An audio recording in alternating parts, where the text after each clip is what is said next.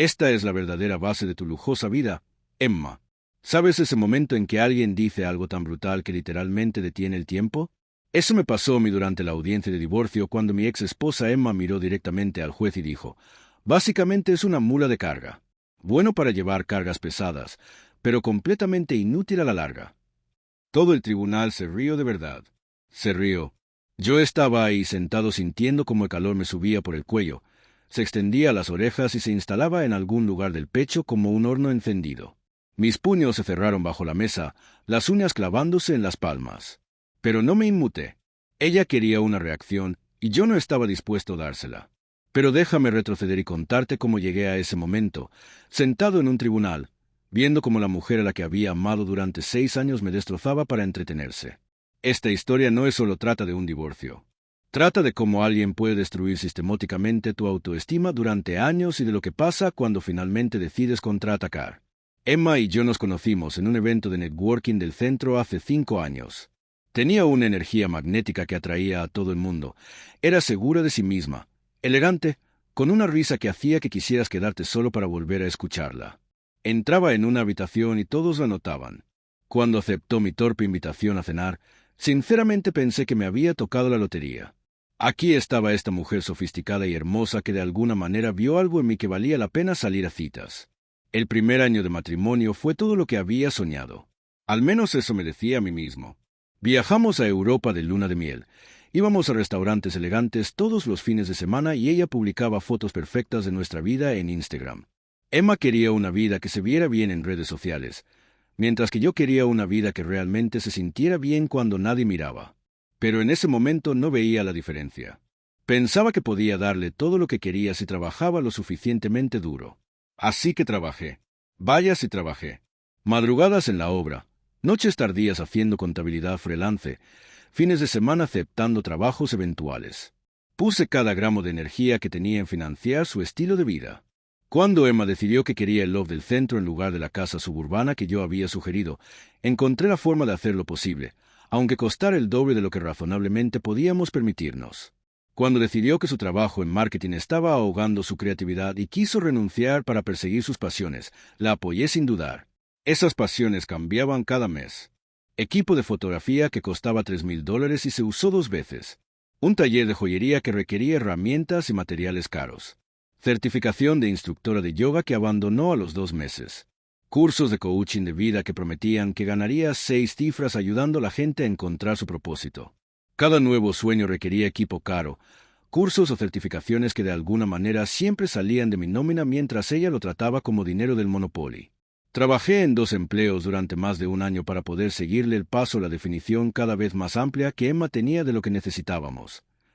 Salía para la obra a las 5 de la mañana, trabajaba hasta las 3 de la tarde, luego conducía directo a las oficinas de mis clientes de contabilidad y trabajaba hasta las 10 de la noche. Dejé de cenar con amigos porque siempre estaba trabajando demasiado agotado para socializar. Yo conducía una camioneta vieja mientras Emma tenía el sedán nuevo porque la imagen importa en mi industria. Llevé los mismos 3 trajes en rotación durante 2 años porque Emma necesitaba ropa de diseñador nueva para sus eventos de networking. Cuando Emma decidió que nuestro loft necesitaba una renovación completa porque a sus seguidores de Instagram no les impresionaba la decoración actual, trabajé el día de Navidad y Nochevieja para pagarlo. Cuando anunció que necesitábamos vacaciones en la Toscana porque una amiga había publicado fotos allí y se veía increíble, hice trabajos de demolición los fines de semana durante 4 meses seguidos. Cada sacrificio que hacía, Emma lo trataba como la expectativa mínima en lugar de un gesto de amor. Lo que no me di cuenta hasta mucho después es esto. Emma nunca me vio como su compañero. Para ella yo era un escalón, una fuente de ingresos confiable que por casualidad compartía su cama. No veía los sacrificios que hacía, el sueño que perdía, la vida social que abandonaba. Solo veía los resultados, el loft, la ropa, las vacaciones, el estilo de vida que sentía que merecía por ser hermosa y merecer cosas bonitas. La distancia entre nosotros empezó de forma sutil. Llegaba a casa cada vez más tarde sin explicación, diciendo que su agencia de marketing requería más cenas con clientes y eventos de networking. Los planes de fin de semana con sus amigas se hicieron más frecuentes, fines de semana de spa, viajes a regiones vinícolas, salidas de compras a San Francisco que de alguna manera siempre costaban más de lo presupuestado. Cuando le preguntaba por su día durante la cena, ponía los ojos en blanco como si la estuviera molestando con preguntas mundanas. Nuestras conversaciones, que antes fluían naturalmente sobre todo desde política hasta nuestros sueños futuros, se volvieron forzadas y transaccionales. Emma me actualizaba su agenda, preguntaba por los ingresos de mi trabajo o pedía dinero para algo que ya había comprado. La mujer que antes se reía de mis chistes malos ahora me miraba como si fuera un compañero de piso molesto del que no podía librarse. Pero yo ponía excusas. Estaba estresada por encontrar su camino profesional, necesitaba espacio para explorar su identidad, estaba creciendo como persona y yo debía apoyarla en su viaje. Me convencí de que si trabajaba más duro, ganaba más dinero y le daba más libertad, recordaría por qué se había enamorado de mí. Nuestro tercer aniversario debería haber sido la señal de alarma, pero en lugar de eso se convirtió en otra oportunidad para culparme a mí mismo. Había planeado toda una noche romántica. Cena en Sauron, el restaurante de nuestra primera cita, seguida de una escapada sorpresa de fin de semana a un bed and breakfast en Napa que ella había mencionado que le encantaba en alguna película romántica. Había ahorrado 3 meses, trabajado turnos extra y coordinado con su asistente para asegurar que su agenda estuviera libre. Cuando le conté los planes, su cara simplemente cayó. No decepcionada, no agradecida, simplemente molesta porque había interrumpido su scroll por Instagram con mi gesto romántico aficionado. ¿Eso es todo?, dijo sin siquiera intentar disimular su asco. ¿Eso es lo que planeaste para nuestro aniversario? Cena y un bed and breakfast cualquiera. Me sentí como si me hubiera bofeteado. Ahí estaba yo, habiendo pasado semanas organizando lo que pensaba que era una celebración pensada y romántica de nuestro amor, y ella actuaba como si hubiera sugerido ir a McDonald's y dormir en mi camioneta. Forcé una risa y dije algo sobre esforzarme más el próximo año, porque eso era lo que siempre hacía. Poner excusas por su crueldad y prometer hacerlo mejor la próxima vez. Tal vez el próximo año de verdad pongas algo de esfuerzo, dijo sin siquiera levantar la vista del teléfono. El marido de Sara la llevó a París por su aniversario. Eso es lo que parece el romance. Esa noche debería haberme ido. Debería haber entendido que ningún esfuerzo sería suficiente para alguien que veía mi amor como inadecuado por defecto. En lugar de eso, empecé a planear cómo podría pagar llevarla a París al año siguiente. El gaslighting era sutil pero constante. Cuando expresaba preocupación por nuestra creciente deuda de tarjetas de crédito, me acusaba de ser controlador con el dinero y de ahogar su crecimiento personal. Cuando preguntaba por qué llegaba tan tarde del trabajo, decía que era paranoico e inseguro, que las mujeres exitosas tienen carreras exigentes. Cuando sugería pasar más tiempo juntos los fines de semana, ponía los ojos en blanco y decía que era pegajoso, que debería desarrollar mis propios intereses en lugar de depender de ella para entretenimiento. Cada preocupación legítima que planteaba se convertía en prueba de mis fallas personales. Preocupado por el dinero, era tacaño y de mente pequeña. Quería pasar tiempo juntos, era necesitado y asfixiante. Preguntaba por su día, era controlador y desconfiado. Tenía respuesta para todo. Y de alguna manera yo siempre era el problema. Para el 4º año de matrimonio, trabajaba 60 horas semanales para mantener un estilo de vida que Emma había decidido que era apenas aceptable. Había cambiado su coche 2 veces, redecorado el loft 3 veces y tomado más vacaciones sola que las que habíamos tomado juntos como pareja. Mientras tanto, yo compraba productos genéricos en el supermercado y saltaba el almuerzo para ahorrar dinero, todo mientras ella se quejaba de que no estábamos a la altura de los estándares de vida de sus amigas. La infidelidad se hizo evidente en retrospectiva, aunque estaba demasiado agotado y desmoralizado para verlo en su momento. Estaba Marcus, el banquero de inversión con el BMW y el condominio frente al mar, que empezó a aparecer cada vez más en sus stories de Instagram. Viajes de fin de semana que supuestamente eran con su amiga Sara, pero Sara publicaba fotos desde lugares completamente distintos los mismos fines de semana. Lencería nueva que nunca la vi usar conmigo. Un repentino interés por cenas caras en restaurantes que no podíamos permitirnos, seguido de explicaciones vagas sobre eventos laborales o celebraciones con amigas. Emma empezó a llegar a casa con regalos que decía que eran bonos de trabajo o de clientes agradecidos. Un collar de diamantes que costaba más que mi sueldo mensual, bolsos de diseñador que publicaba en Instagram con captions como mimándome porque me lo merezco. Cuando pregunté por el repentino flujo de artículos caros, se puso a la defensiva y me acusó de no querer que tuviera cosas bonitas, de estar celoso de su éxito. La verdad era que yo me estaba matando trabajando para pagar un estilo de vida que ella complementaba con regalos de otro hombre. Solo que aún no lo sabía. Encontré un recibo de joyería que nunca había visto en su bolso aproximadamente un año antes del divorcio. Cuando la confronté, Apenas levantó la vista del teléfono. Ah, eso, es solo un regalo para mi amigo Marcus, dijo como si fuera lo más normal del mundo que una mujer casada comprara joyas caras para amigos hombres. Marcus, el tipo que aparecía cada vez más en sus redes sociales, el tipo cuyo nombre mencionaba casualmente en conversaciones, cuya opinión citaba cuando discrepaba conmigo, cuyo estilo de vida comparaba desfavorablemente con el nuestro. Los amigos no suelen recibir collares de $800 de mujeres casadas, pero cuando lo señalé, Emma se rió como si estuviera siendo ridículo. Es solo un regalo de amistad, dijo. Tú no lo entenderías porque no tienes amigos a los que quieras lo suficiente como para ser generoso con ellos. Eso dolió profundo porque en parte era cierto. Había estado tan concentrada en trabajar y mantener a Emma que había dejado deslizar la mayoría de mis amistades. Apenas tenía tiempo para ver a mi propia familia, mucho menos mantener el tipo de círculo social que aparentemente incluía regalos caros. Debería haber insistido más. Debería haber exigido ver sus mensajes o haber hecho más preguntas sobre su amistad. En lugar de eso, me convencí de que era inocente y traté aún más duro de ser el marido que pensaba que ella quería. Empecé a hacer horas extras para poder comprarle regalos más bonitos, pensando que tal vez si igualaba la generosidad de Marcus, recordaría que estaba casada conmigo. ¡Qué idiota fui! Estaba trabajando turnos extra para competir con el novio de mi esposa por su afecto y ni siquiera lo sabía. El golpe final llegó cuando encontré recibos de hotel en su bolso. Un fin de semana romántico en un resort 5 estrellas en Carmel que definitivamente yo no había pagado. 2 noches en la suite presidencial, cargos de servicio a la habitación por champán y fresas, tratamientos de spa para 2. El total era más de lo que yo ganaba en un mes, y todos los cargos habían ocurrido durante un fin de semana en que Emma me dijo que visitaba a su hermana en Sacramento. Cuando la confronté con los recibos, ni siquiera intentó mentir convincentemente. Marcus y yo nos fuimos el fin de semana, dijo con tono desafiante más que arrepentido. Somos adultos, jaque. Podemos viajar juntos sin que signifique nada inapropiado. Adultos, repetí con la voz apenas controlada. Son adultos casados que le mintieron a su marido sobre dónde iban y con quién. No lo habrías entendido, dijo poniendo los ojos en blanco. Tú nunca quieres hacer nada divertido ni espontáneo. Marcus me aprecia de formas que tú no. Ahí me golpeó como un tren de carga. Ya ni siquiera fingía respetarme.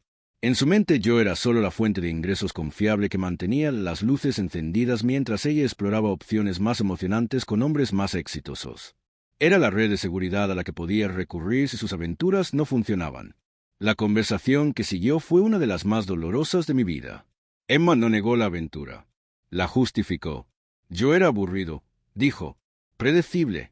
Trabajaba demasiado y no prestaba suficiente atención a sus necesidades.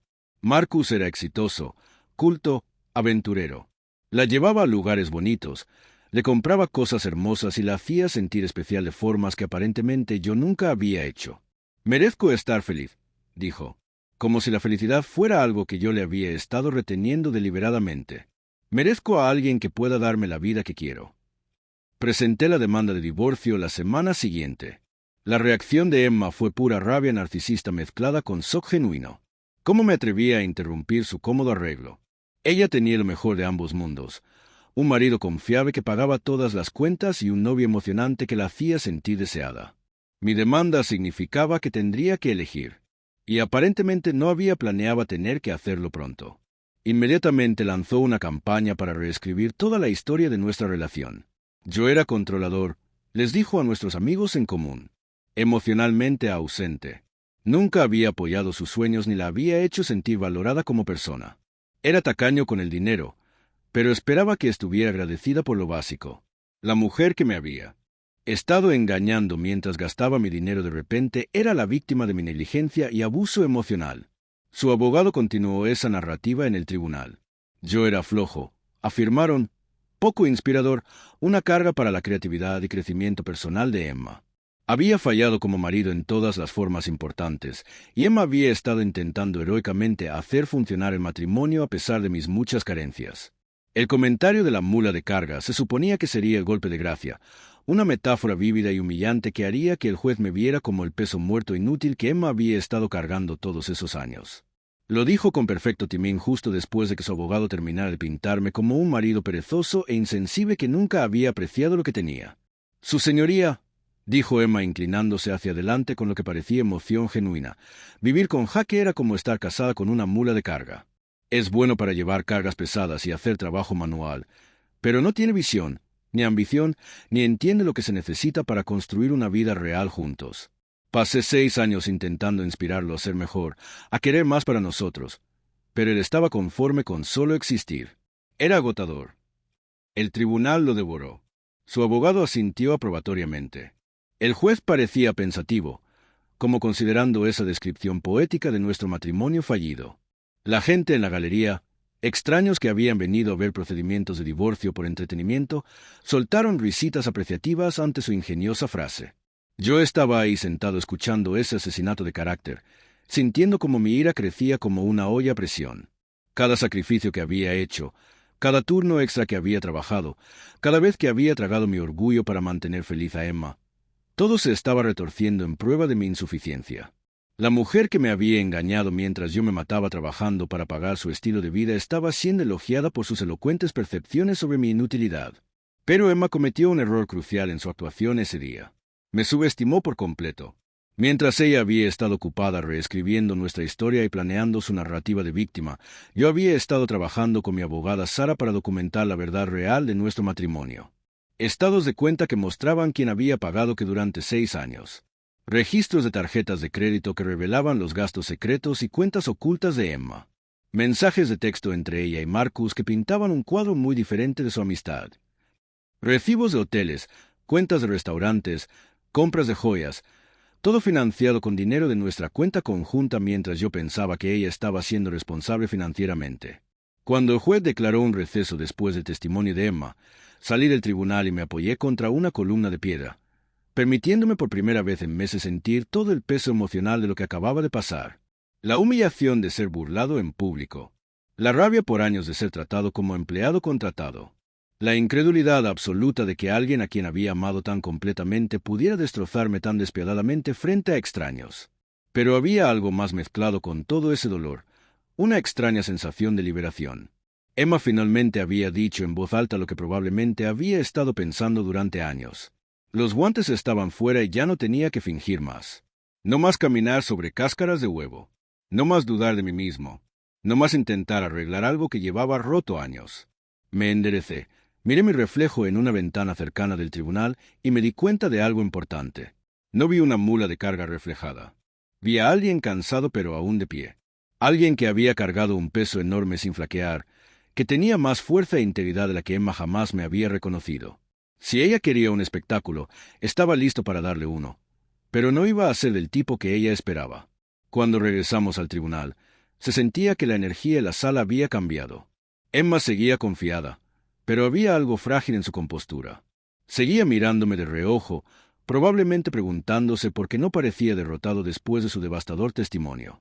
Su abogado revisaba papeles con menos convicción que antes. Sara se puso de pie para presentar nuestro caso y vi cómo la seguridad de Emma empezaba a resquebrajarse a medida que la evidencia se acumulaba.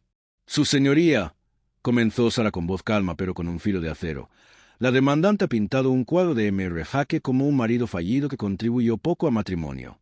La evidencia documentada cuenta una historia muy diferente. La primera bomba fueron nuestros registros bancarios de 6 años. Sara los tenía organizados cronológicamente, resaltados y anotados para mostrar exactamente de dónde venía cada dólar y a dónde iba. El patrón era devastador. Yo había pagado el 93% de los gastos del hogar, mientras Emma había estado moviendo sistemáticamente dinero de nuestra cuenta conjunta a una cuenta privada de la que yo no sabía nada. M.R. Jaque trabajó un promedio de 60 horas semanales durante este matrimonio, continuó Sara, incluyendo trabajos adicionales de fin de semana y noche para financiar los cambios de carrera y preferencias de estilo de vida de M.R.S. Emma. Durante el mismo periodo, M.R.S. Emma contribuyó con un promedio del 12% de los ingresos del hogar mientras gastaba un 40% más de lo que ganaba. La cara de Emma empezó a perder color a medida que Sara exponía la realidad financiera de nuestro matrimonio. Su abogado objetó débilmente diciendo que los detalles financieros no eran relevantes para los aspectos emocionales del divorcio, pero el juez lo rechazó de inmediato. La segunda bomba fue el gasto secreto de Emma.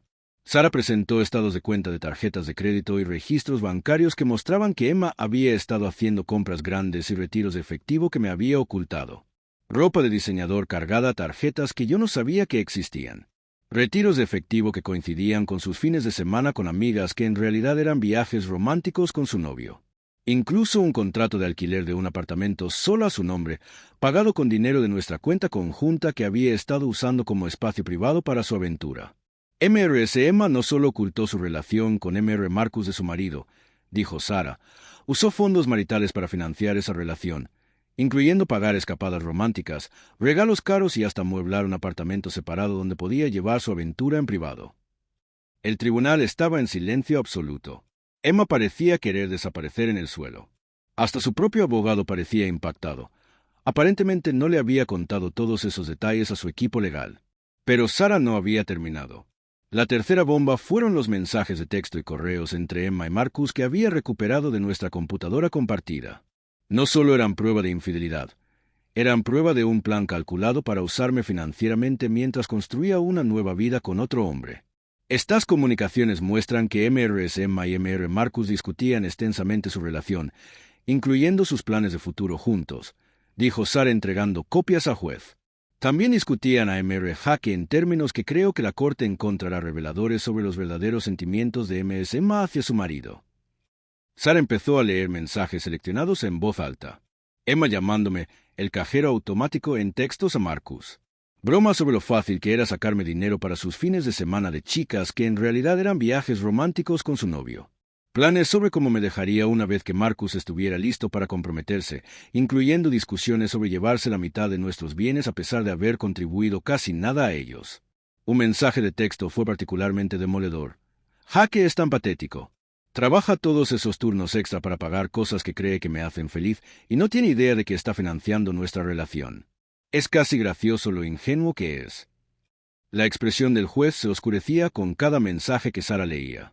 Emma estaba congelada en su silla, su máscara de confianza completamente destrozada.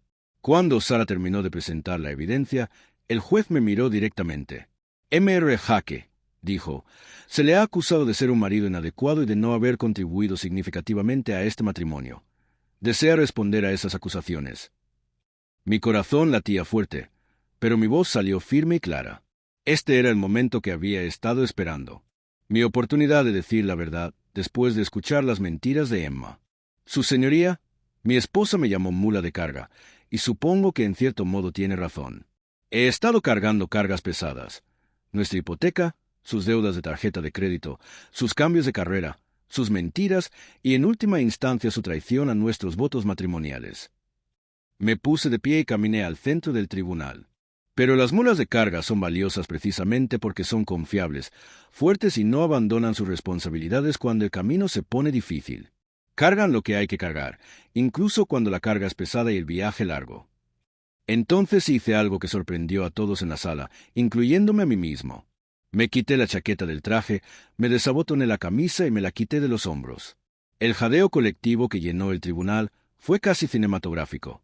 Mi torso era un mapa de cicatrices y callos, cada uno contando una historia del trabajo que había hecho para sostener nuestro matrimonio.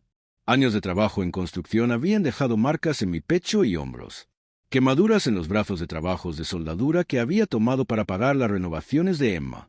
Callos en las manos que nunca habían sanado del todo porque nunca tuve tiempo de dejar que sanaran.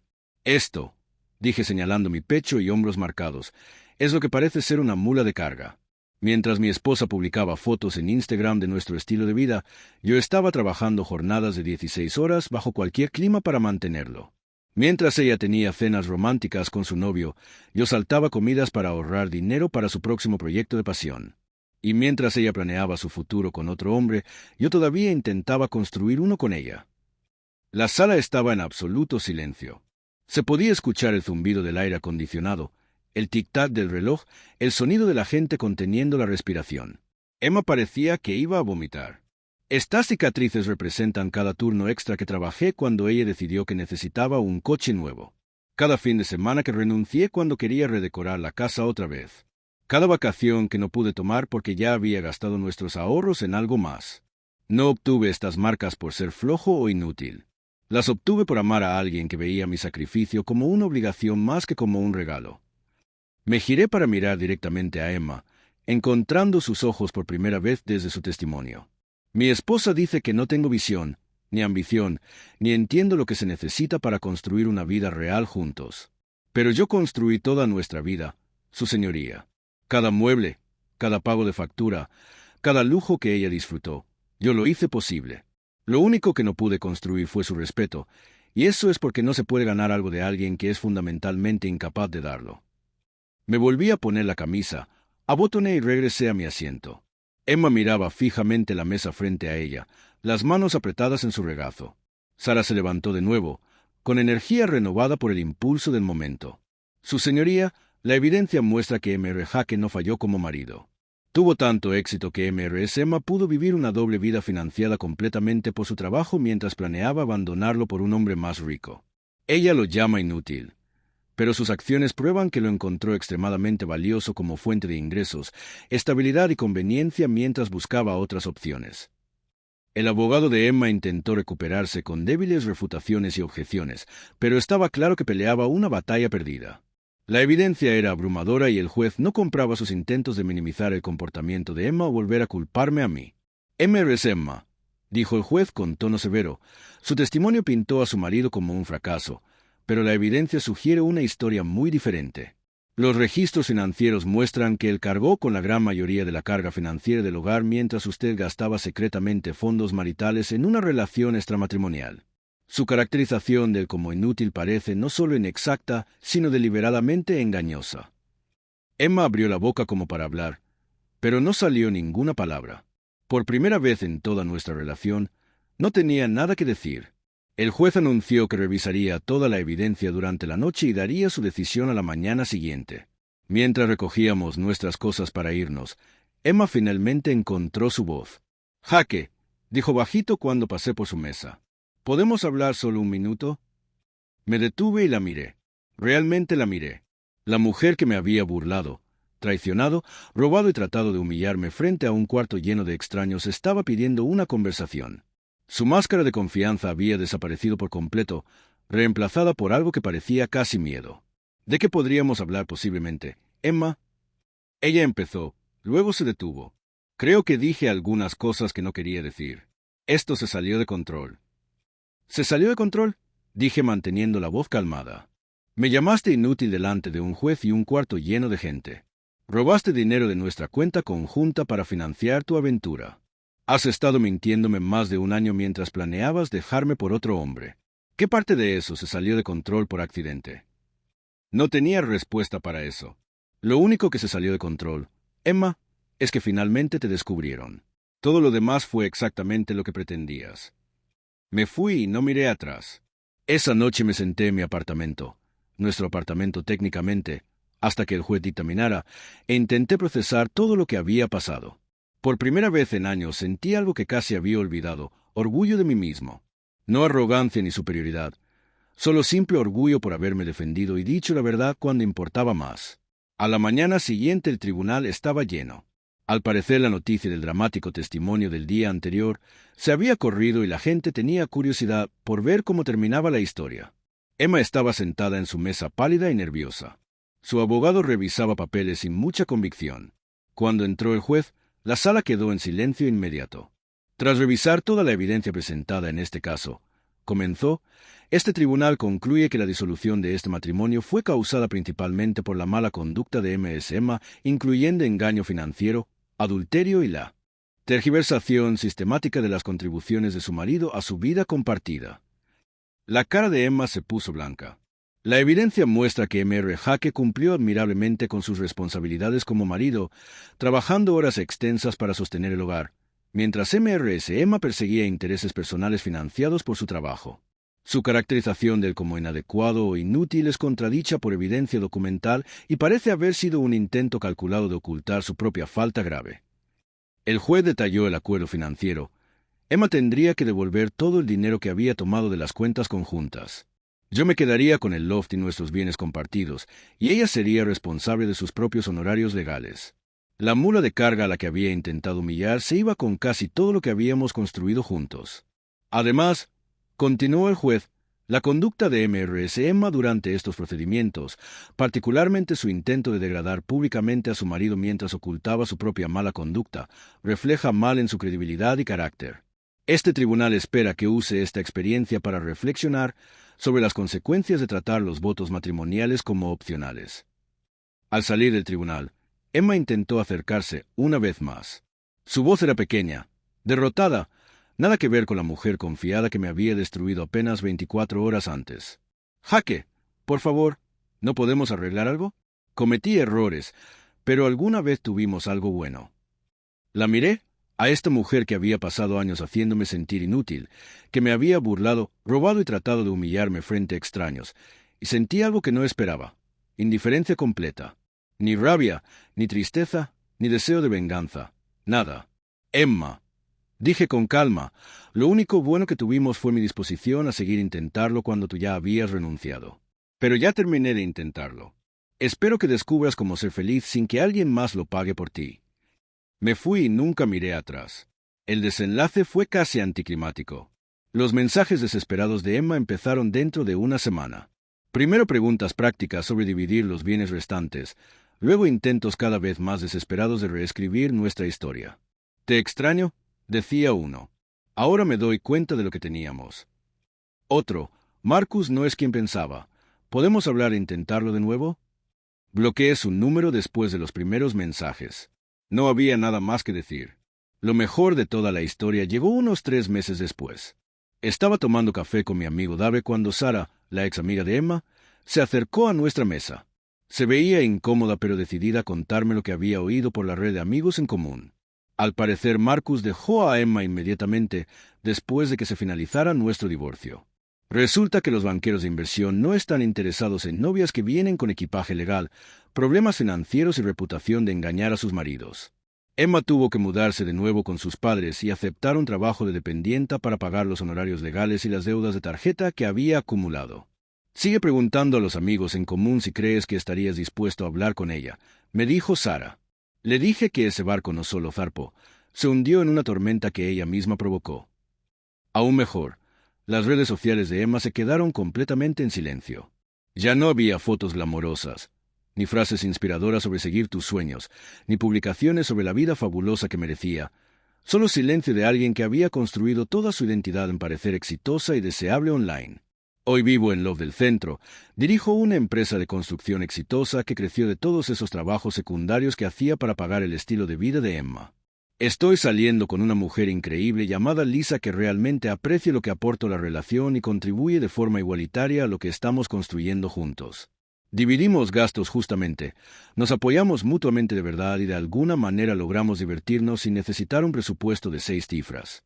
Emma todavía intenta contactarme de vez en cuando desde números nuevos o por redes sociales, preguntando si podemos arreglar las cosas o hablar sobre que salió mal. Nunca respondo. Algunos puentes merecen quedarse quemados. Y yo aprendí eso por las malas. Toda la experiencia me enseñó algo valioso sobre valor propio y la importancia de no dejar que nadie te convenza de lo contrario. Emma pasó años haciéndome creer que yo era afortunado de tenerla, que no era suficiente, que debía estar agradecido por las migajas de afecto que me lanzaba. La verdad es que ella era la afortunada, y lo tiró todo por un tipo que la dejó en cuanto se volvió inconveniente. Si estás leyendo esto y estás pasando por algo parecido, esto es lo que aprendí. Documenta todo. Conoce tu valor y nunca dejes que nadie te convenza de que tus esfuerzos no importan. La persona correcta apreciará lo que aportas a la mesa en lugar de tratarte como empleado contratado que debe estar agradecido por la oportunidad de servir. A veces la mejor venganza no es planear un esquema elaborado para devolver el golpe a quien te hizo daño. A veces simplemente es negarte a seguir cargando a alguien que te ve solo como animal de carga y dejar que descubra cómo es la vida cuando tiene que cargar su propio peso por primera vez. En el caso de Emma, ese peso aparentemente fue demasiado para ella sola. Y yo estoy más fuerte que nunca.